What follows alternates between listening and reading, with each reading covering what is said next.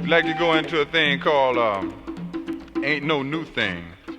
It's based on the fact that white people continue to rip off black artists. They continue to steal their material, their styles, the very cultural elements that make the black artist the outstanding artist and master of music that he has been.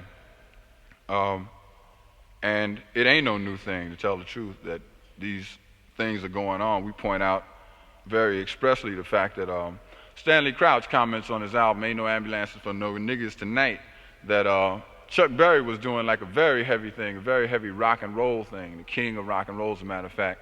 But like white people couldn't dig having their daughters go to no shows and cream over no black man wiggling on the stage, so consequently they invented Elvis Presley and let him do it. So we want to get into that, call it Ain't No New Thing, and talk about some people.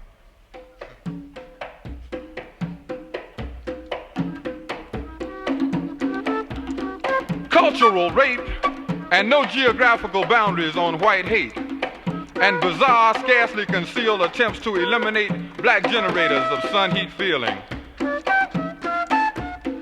Ain't no new thing to see demon fangs curling out from under squeezed tight, too thin lips and leaping at jugular veins in burning black throats that either blow or sing or cry or scream.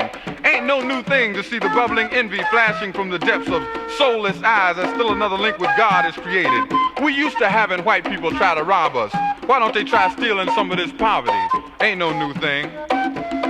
Anything they can't understand, they try to destroy. Anything they can't understand, they try to control. In 1896, black men picked up brass instruments and began to evoke and conjure, entice and struggle with black spirits, rhythmic spirits of blues, work songs, gospel songs, freedom songs, and songs of love of Mother Night. Screaming rhythm juju, rhythm voodoo, rhythm black magic that calls back to lost worlds and lost lifestyles, calling back to lost peace and peace of mind, calling back to Genesis, calling back to the drum, calling back to the drum, calling back to the first song chant that original man created. In 1896, this new spasm was called ass, but the ass would not be kicked. So it was copied in an attempt to control it, and then it was called jazz. We used to having black innovators copied and sent back to us. What about the Osmond brothers? What about Elvis Presley? What about Tom Jones? We used to having people try to rob us. It ain't no new thing. They used the media to project their jazz idols. Tommy Dorsey and Jimmy Dorsey and Harry James and Benny Goodman, and I suppose someday Lawrence Welk will join that elite group. And then there was sweet Bessie Smith laying on the blood-soaked backseat of that broken-down jalopy with a tattered quilt wrapped around her shoulders, waiting for someone to come to her aid on a rainy Mississippi night, while a white hospital will not accept her right across the street.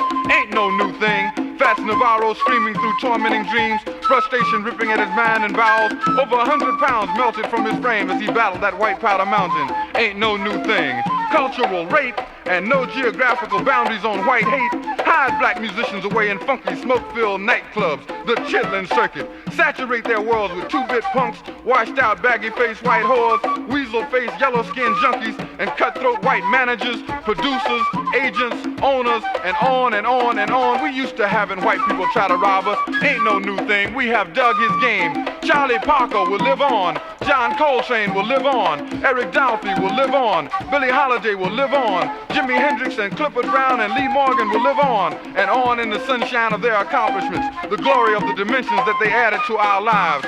We declare war on Eric Burden. We discredit the talents of Janis Joplin and Rare Earth. We urge that the next blue-eyed soul group include Melvin Laird, Lyndon Johnson, Nixon, and Spearhead Agnew, and be called As the Stomach Turns.